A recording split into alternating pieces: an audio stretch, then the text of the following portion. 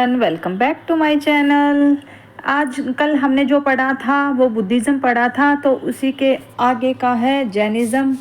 ठीक है, तो उसी चैप्टर में से रहेगा ये। क्लास 6 का हिस्ट्री का रहता है चैप्टर। ठीक है, तो देखते हैं हम। चैप्टर नंबर 6 है जिसमें बुद्धिज़्म और जैनिज़्म दोनों दे रखे हैं। ठीक है, तो बुद्धिज़्म हमने कल किया था, जैनिज़्म आज कर रहे हैं। स्टार्ट करते हैं अपना आज का टॉपिक, जैनिज़्म। तो जैन धर्म, जो जैन धर्म है वो, इसके अगर संस्थापक की बात करें, संस्थापक है कि भाई पहले जो तीर्थकर बोले जाते हैं जैन धर्म में, जो हैं वो तीर्थकर बोले जाते हैं इनके, जिसने मतलब जैन धर्म को आगे बढ़ाया है। ठीक है, तो पहले थे वो ऋषभ देव। ठीक है, तो स्टार्टिंग तो उन्होंने की थी ऋषभ देव ने, संस्थापक तो वो वे, लेकिन बोला वास्तविक जो संस्थापक माने जाते हैं वो महावीर स्वामी को बोला जाता है। ठीक है, एग्जाम में आता तो हम महावीर स्वामी नाम देते हैं क्योंकि वास्तविक संस्थापक वही थे। और ये जो महावीर स्वामी जी थे ये 24वें, ठीक है, 24वें तीर्थकर थे और आखिरी भी यही थे। ठीक है, लास्ट के यही थे।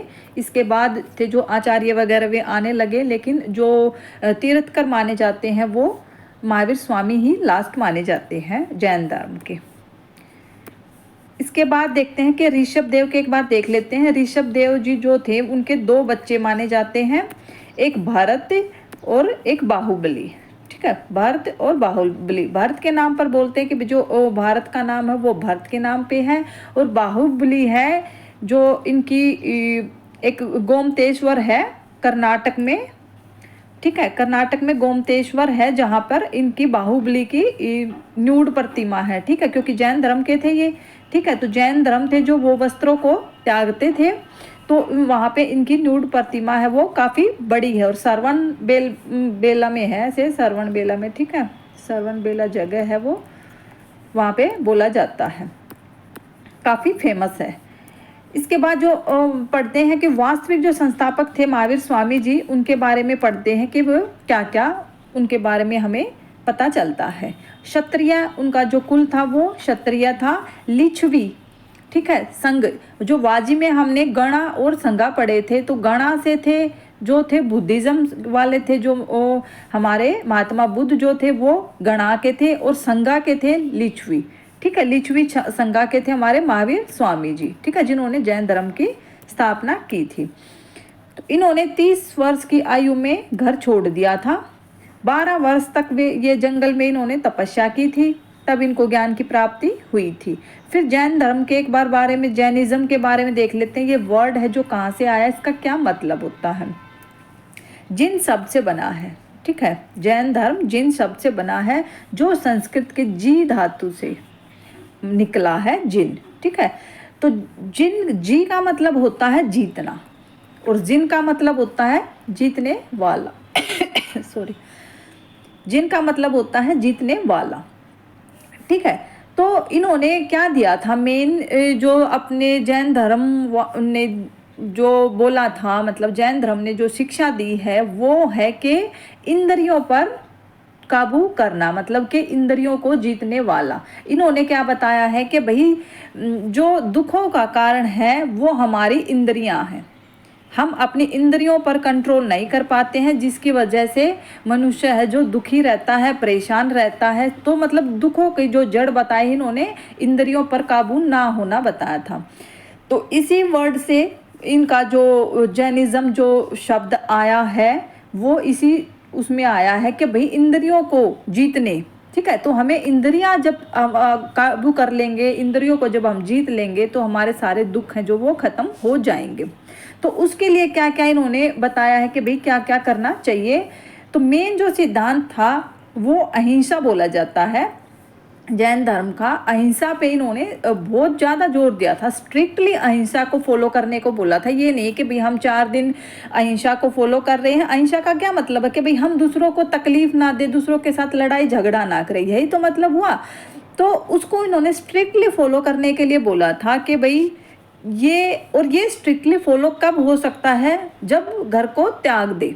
ठीक है, इन्होंने बोला था कि भाई घर को त्यागने के बाद ही मनुष्य को ज्ञान की प्राप्ति हो सकती है। ठीक है, जब तक हम घर में हैं तब तक मोह माया में ऐसे ही फंसे रहते हैं। तो गृह त्याग पे भी इन्होंने काफ़ी जोर दिया था। फिर आगे देखते हैं कि भाई महावीर स्वामी का जो बचपन का नाम था वर्धमान था। इनसे पूछ लेते हैं क्वेश्चन, ठीक है, क्योंकि ये बुद्धिज्म और जैनिज्म साथ साथ के आए हुए हैं। वही 2500 का टाइम है इसका भी, और वही 2500 वर्ष पहले का टाइम बुद्धिज्म का है, तो सेम से रहते हैं इनका। तो इनमें से पूछ लेते हैं। और जो नाम है ना, अभी आप देखोगे नाम भी इनके माता पिता पत्नी जो नाम है वे भी मिलते जुलते से है। किसी का कुछ मिल रहा है कभी, तो ऐसे मिलते जुलते से नाम है, तो ये थोड़ा ध्यान से आप करिएगा। तो जन्म है जो वो 540 BC, मतलब बिफोर क्रिस्ट जो समय कैलकुलेट किया जाता है, तो 540 BC है। वैशाली के निकट कुंडग्राम में इनका जन्म हुआ था।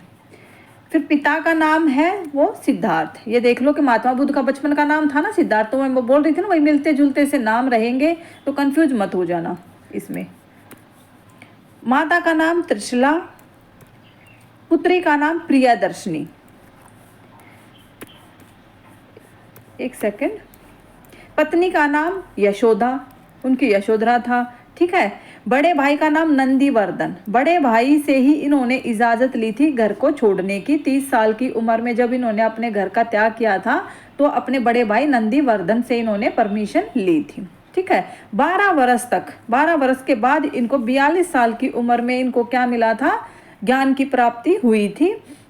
तो 12 साल तक बोलते हैं कि एक ही कपड़े में इन्होंने तपस्या की थी। फिर वो कपड़े जब इनको ज्ञान की प्राप्ति हो गई थी, फिर वो इन कपड़ों का इन्होंने त्याग कर दिया था। उसके बाद ये नग्न अवस्था में ही रहते थे। फिर रिजुपालिका नदी के किनारे पे साल वृक्ष के नीचे और जम्बिक ग्राम में इनको ज्ञान की प्राप्ति हुई थी, ठीक है। ये तीनों चीज देखना। ज्ञान की प्राप्ति को कैवल्य भी बोलते हैं और कैवलिन भी, ठीक है। दोनों में से जो भी एग्जाम में मिल जाए उस पर आप टिक करना। कैवल्य भी मिल सकता, कैवलिन भी, दोनों नहीं मिलेंगे लेकिन, ठीक है, एक ही मिलेगा, लेकिन इनमें से कोई भी मिल सकता है।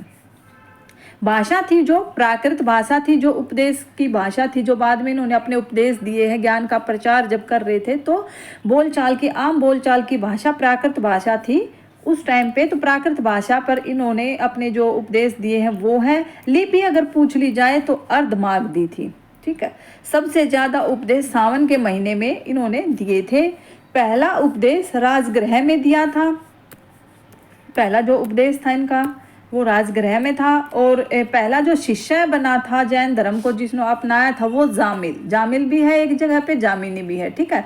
तो जामिल या जामिनी जो इनकी पत्नी के पति थे, ठीक है, जामिल। और बाद में ये क्या हुए थे, ये सबसे ज़्यादा कट्टर विरोधी भी जैन धर्म के जामिल ही हुए थे।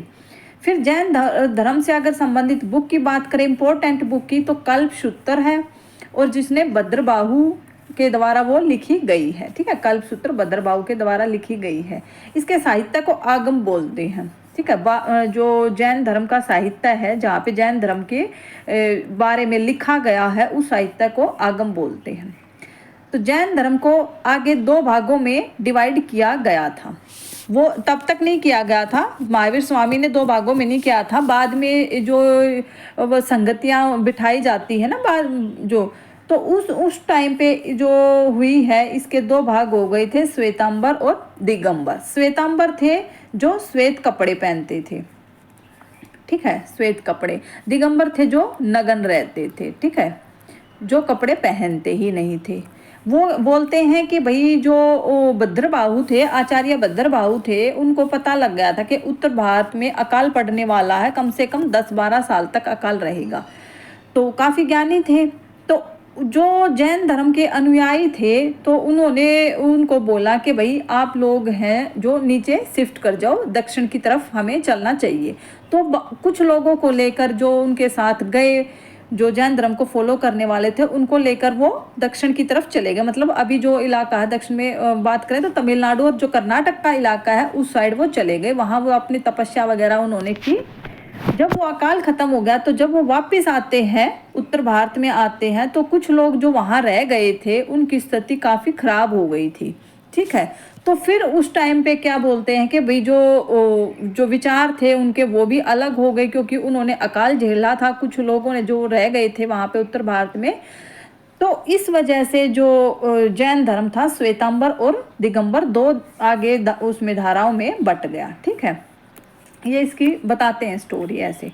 फिर उन्होंने 4 वर्ग पे जोर दिया है कि भाई जैन धर्म को अपनाने के लिए क्या क्या जरूरी है। सत्य होना चाहिए, अहिंसा तो बताया ही थे, मेन सिद्धांत है इनका। अप्रियग्रह मतलब घर को छोड़ना, अस्तेय।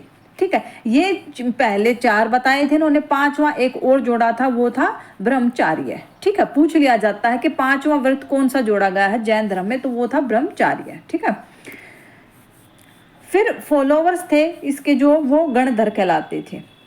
जैन धर्म के फॉलोवर्स गणधर कहलाते थे। और एक सेकंड, जो फॉलोवर्स में भी अगर इम्पोर्टेंट की बात करें, नाम पूछ लेते हैं, सुधर्मा। ठीक है, सुधर्मा था, तो इनके इम्पोर्टेंट फॉलोवर्स में आता सुधर्मा का नाम। ठीक है, पूछ लेते हैं। और उनको गणधर कहते थे फॉलोवर्स को। तो ये सारा हमने पढ़ा है आज, जो इम्पोर्टेंट था जैनिज्म के बारे में। तो मिलते हैं एक नेक्स्ट वीडियो में। आज के लिए हम इतना ही रखते हैं, क्योंकि ज़्यादा लंबी वीडियो आप लोग पीछे तक नहीं देखते हो, तो प्लीज़ वीडियो को पीछे तक देखा कीजिए। ठीक है, तभी सारी चीज़ें क्लियर होएंगी। और अभी हम HTET के लिए 1 लाइनर क्वेश्चन की सीरीज़ शुरू करूँगी मैं, जितना जल्दी हो सके। तो अपने तब तक चैनल को सब्सक्राइब करके रखिए। ठीक है, मिलते हैं एक नेक्स्ट वीडियो में।